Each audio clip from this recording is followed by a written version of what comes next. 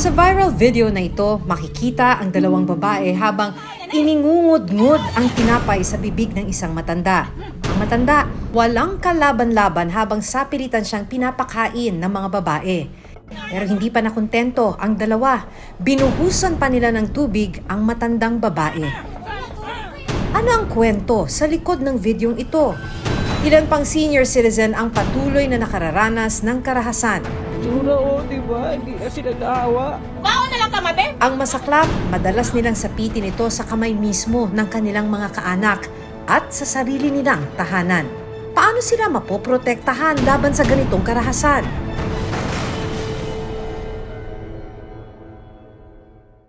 Daming uod, oh. Gumagalaw-galaw pa, oh. Paano kung ang pinakapinandidirihan mong peste? Bigla mo nalang makita sa iyong kinakain. Laking gulat ng isang customer nang makita niya ang mga gumagapang at maiitim na uod sa kanyang tinake-out na ulam mula sa isang karinderya. Reklamo natin yan. Balik tayo dun. Ang problema, nakain na niya ang ilang bahagi ng isda. Nung niluwa ko, inalungkat ko, ay nakita ko po talaga yung mga uod. Gumagalaw-galaw pa, oh.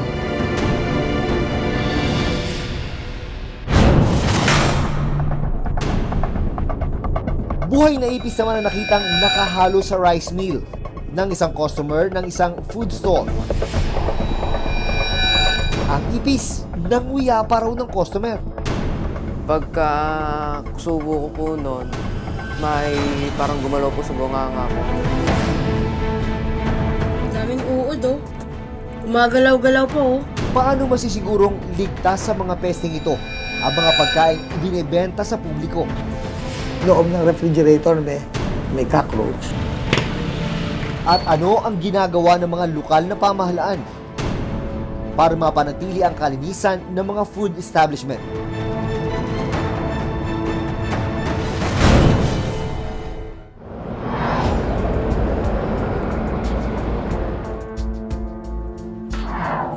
January 18, nang bumili si Miles ng lutong ulam mula sa isang karinderya sa Valenzuela City. Pero habang kumakain, napansin daw niyang parang may gumagalaw na bagay sa kanyang kinakaing isda. Daming uod, oh. Oh. Gumagalaw-galaw pa, oh. Nang tignang mabuti, laking gulat niya na uod pala ang gumagapang-gapang at nakapalibot sa kinakain niyang paksiw na bangos. Yung mga uod po ay maliliit po siya and marami po talaga siya na parang kitikiti po sila. Huli na raw nang makita niya ang uod sa kinakaing isda. Dami. Reklamo natin yan. Balik tayo dun. Mahigit kalahati na po yung nakain ko. Tapos nung napatingin ako sa tiyan, shock, sabi ko, bakit may gumagalaw? Sabi ko, ganun, ang daming gumagalaw. Tapos niluwa ko ngayon yung kinain ko. Nakita ko po talaga yung mga uod. Dahil sa nangyari, agad tinawagan ni Miles ang karinderya kung saan niya binili ang pagkain. Nag-usap po kami sa cellphone kung ano mang may mangyari sa akin, sumakit man ang tiyan ko or na food poison man ako, sasagutin naman po nila yung gastos. Dahil sa pangamba ni Miles na magkaroon ng masamang epekto sa kanyang kalusugan ang nakaing isda, inireport niya sa barangay ang pangyayari. Nagpa-blatter kami for the safety na rin, 'di ba, na may malinaw na usapan. Nakapanayam namin ang may-ari ng karinderyang inirereklamo ni Miles. Depensa niya, hindi lang daw nalinis mabuti ang isda bago lutuin. Kasi bago yung helper namin eh.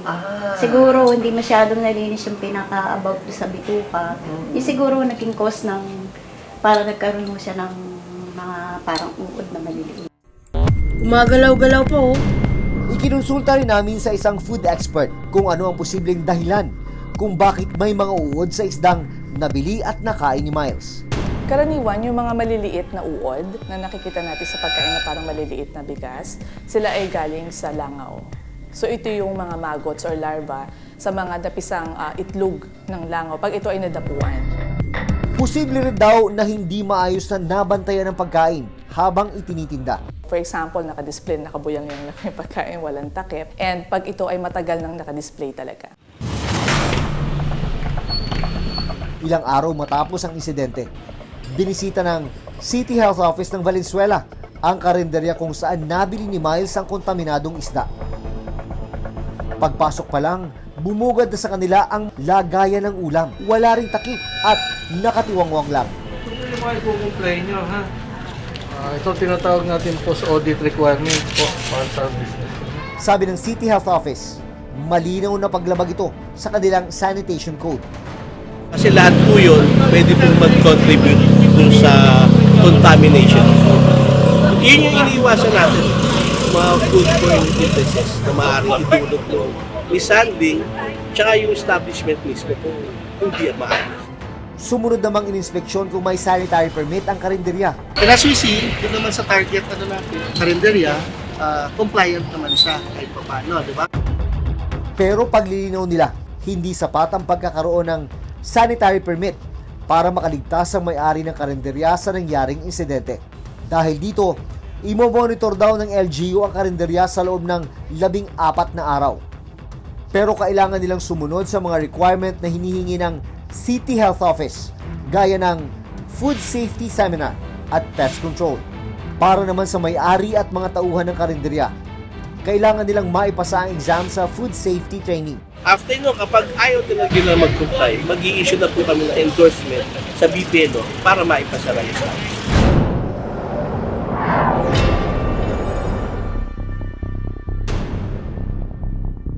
Isang ipis naman ang nakitang nakahalo sa in-order na rice meal ng binatilyong si Tonton. Hindi niya tunay na pangalan. Sa isang sislingan sa Lipa, Batangas. Kwento niya, buhay pa raw ang ipis na muntik na niyang malunok. Nasa loob po siya ng rice. Pagkasubo ko po, may naramdaman po ako sa bunga akong gumalaw. Sinubukan nilang ireklamo sa food stall ang pangyayari. Pero wala raw ginawang aksyon ang mga tauhan nito. Nung nakita nila, nandoon pa yung ipis, buhay, bumalik sila sa pwesto nila. Nag-ingintay kami kung ano bang aksyon ang gagawin o reaction ba, kung ano ba. Hanggang sa nainip na kami, walang nangyayari. Walang pumupunta. Ipinarating naman namin ang insidenteng ito sa City Health Office ng Lipa, Batangas. Itong Lunes, binisita nila ang nasabing food stall para inspeksyonin. Ilan lang ang mga larawang ito nakuha mula sa isinagawang inspeksyon. Actually, ang nakita namin, ang dami, may breeding place ng vermin ng cockroach. Talagang meron. Hindi namin nalalaman kung saan ang gagaling. May mga open con kasi na posible doon ang gagaling. Pero ang mas ikinagulat daw nila, Loob ng refrigerator may cockroach. Bukas ang refrigerator, may cockroach. Paano nangyari yun? ilan pa sa mga nakitang nalabag ng food stall ay ang paggamit ng mga maruruming gamit pang kusina at food storage at mga nakatambak at nakakalat na kitchen appliances na posible raw pamahayan ng mga peste. Natuklasan din nilang walang sanitary at mayor's permit ang food establishment. Dahil sa mga nakitang paglabag, nagbigay ng 10 araw ang City Health Office para ayusin ang mga violation ng food stall. We will do another inspection for next week. We gave them 10 working days to complete all the requirements para makakuha na sila ng sanitary permit.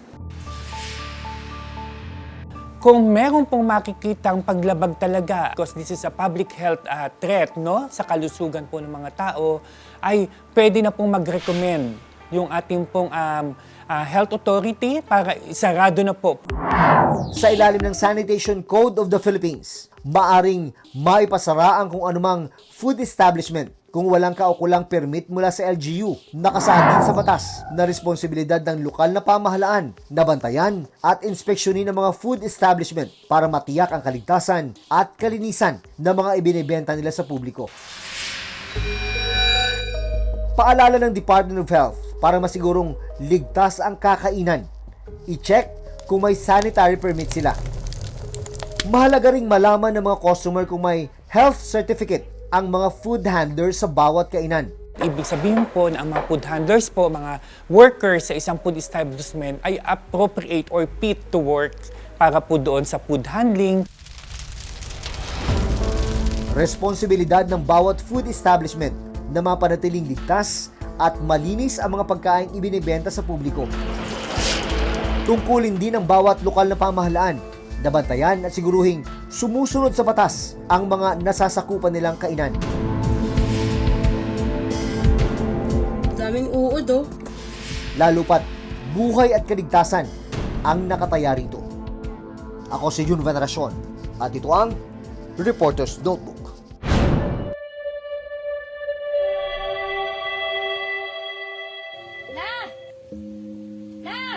Sa cellphone video na ito, makikita ang pagtawag ng dalawang babae sa isang matanda. Paglapit ng lola, bigla na lang iningud-ngud ang ilang piraso ng tinapay sa kanyang bibig. Ang lola walang kalaban-laban nang hablutin ng dalawang babae ang kanyang buhok. Ilang saglit pa, bigla nilang binuhusan ng tubig ang matanda. Natigil lang ang pananakit ng dalawang babae nang may lumapit na bata para awatin sila. Sa pagsisiyasat ng Reporter's Notebook, napag-alaman namin na may iba pang video na ginawa ang dalawang babae kung saan sinasaktan din nila ang lola. At ang mga pananakit, prank pala para sa content ng kanilang social media page. Ayon sa isang eksperto, malinaw na pang-aabuso ang ginawa sa matanda.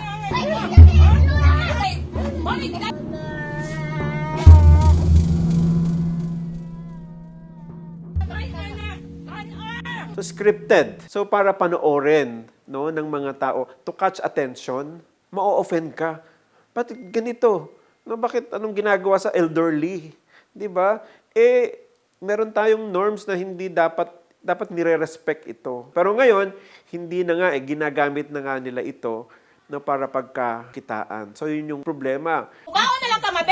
Dapat sinesensor yan So dapat may guidelines dyan. So dapat alam natin yung moral natin, alam natin yung kultura natin. Hindi dapat to nagde-degrade ng isang tao, ng lahi, ng kulay, at iba pa. No, dapat may respeto. Sinubukan naming kunan ng pahayag ang mga babae sa video at ang kanilang barangay, pero wala pa silang sagot hanggang ngayon. Ayon sa pinakahuling datos ng Philippine Statistics Authority, 8.5% ng populasyon ng Pilipinas ay senior citizen. Katumbas yan ng 9.22 milyong Pilipino, edad 6 na po pataas. Dahil sa bilang na yan at maging mga hamon na patuloy nilang hinaharap, may tuturing daw ang mga senior citizen na marginalized o minor sector ng lipunan. Buti nga kamo, hindi na mo yung mata. Tura oh, di ba? Hindi na sila naawa. Sa Marilao, Bulacan, naabutang umiiyak ang isang bugbog saradong matanda habang nakaupo sa kanyang wheelchair.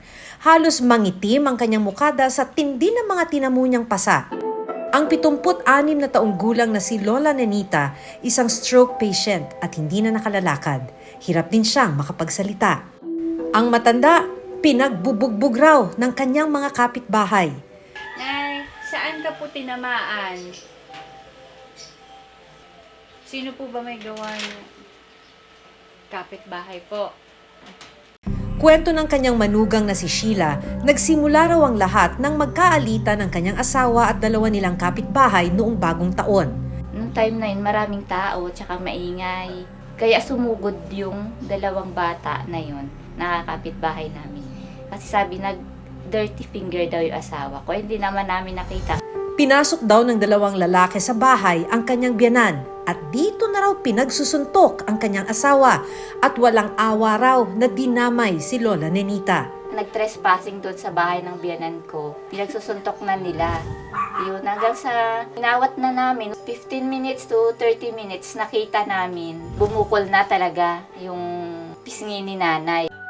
Hirap nang kumilos si Lola matapos ma-stroke noong 2019. Pero mas lalo pa raw bumigat ang pakiramdam ng matanda dahil sa nangyaring pambubugbog sa kanya. Dati, pag nakaupo siya, kwentuhan, nag-ano na kami, nag-TV ngayon. Lagi siya nakaano, lagi hihiga. Kasi nga, masakit yun dito, masakit daw ulo niya. Pero ngayon lagi siya tahimik. Kaya makikita niya yung tuturo niya talaga yung paglabas niya. Nagreklamo raw sina Sheila sa barangay tungkol sa pangyayari, pero wala raw makapagbigay ng sagot sa kanila kung kanino pwedeng lumapit nung una.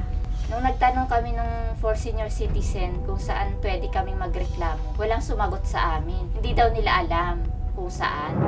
Nang tawagan namin ang lupon ng barangay, sinabi nilang may itinalaga ng araw ng hearing sa kanilang lupong tagapamagitan. Tapos na po sila sa 3 paghaharap sa lupon. Pagkatapos po nito ay isinampa na po ito sa 3 paghaharap naman sa pangkat tagapagkasundo. Po kailangan po in 45 days matapos po namin ito.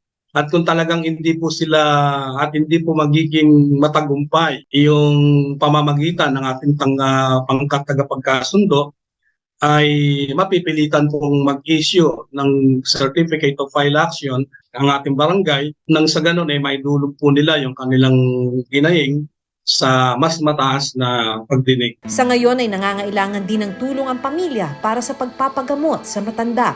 Kasi kailangan tutukan nila yung napinsala kay nanay sa mukha niya. Nagbigay din ng kaunting tulong ang programa para sa matanda. Ang naranasan ng pamilya ni Lola Nenita hindi nalalayo sa pinagdaanan ni Alberto Cadeleña, 71 taong gulang.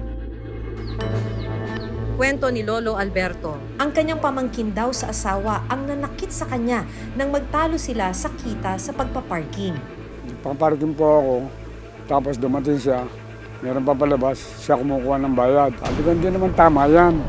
Mali ang ginagawa mo eh. Ayan ang gayon, matanda ka na eh. Sabi sa akin, biglang sumugod sa akin, patalikod akong ganun. Pagharap kong ganun, sumuntok. Ngayon, pag ganun ko, puro dugo na ako, tumakbo siya. Wala na, parala ako na blackout na, nakaganon na lang po. Hanggang ngayon, bakas pa rin ang mga tama ni Lolo Alberto. Kinailangang tahiin ang pumutok niyang sugat sa mukha. Lumabo na rin daw ang paningin niya simula nang mangyari ang insidente. Ang haba po ito, hanggang dito na sa amin. Hindi ko nga may dilat yan, no. Buti na, medyo nakikita ko ito. Yung mata ko, ang tingin ko sa para may bulating gumagano kayo, tapos blood. Tapos pag natutulog ako, may parang ilaw na umiikot na pag ganun. Gumaganon. Hindi ako makapagtrabaho. Malaking problema po yun. Kasi, una pagkain ko. Hindi kami nag-ano ng asawa ko. Saka ng mga anak ko, di ako maasa kasi may mga kanyang buhay na po sila eh. Sarili ko. Ito po yung medico legal ng tatay ko. Itong mga reseta na to na binili kong gamot ng tatay ko, yung mga panglunas niya, ay sa totoo lang po, ay puhunan ko po talaga yan sa pagtitinda ko. Hindi raw ito ang unang beses na sinaktan siya ng kanyang pamangkin. Kaya noong January, hindi na raw siya nag-alinlangang i-report ang naranasang karahasan sa barangay. Basta bayaran niya ako. Pag hindi niya ako binayaran, may usapan kami sa barangay na itutuloy ko yan. Pero ang hinanakit ni Rebecca, hindi raw naaksyonan agad ng barangay ang reklamo ng kanyang ama.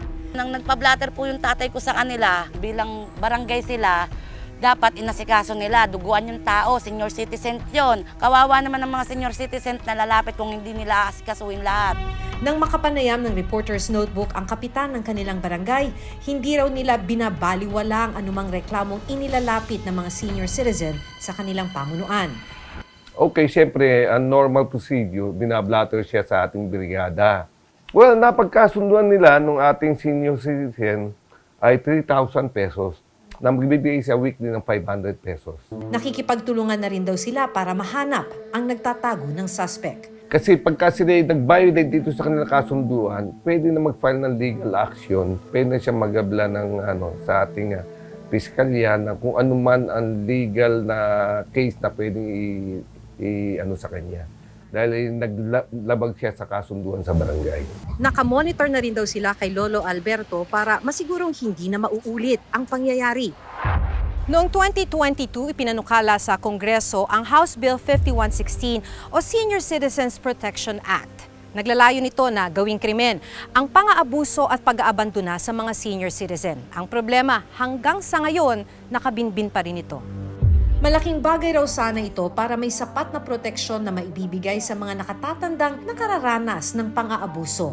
Ang problema kasi ngayon wala pang konkretong batas na tutugon doon sa mga nabibiktima ng pang-aabuso. Kailangan din daw na madagdagan ng atensyon na ibinibigay ng pamahalaan sa mga senior citizen, lalo na't kabilang sila sa pinakamahirap na sektor ng Pilipinas.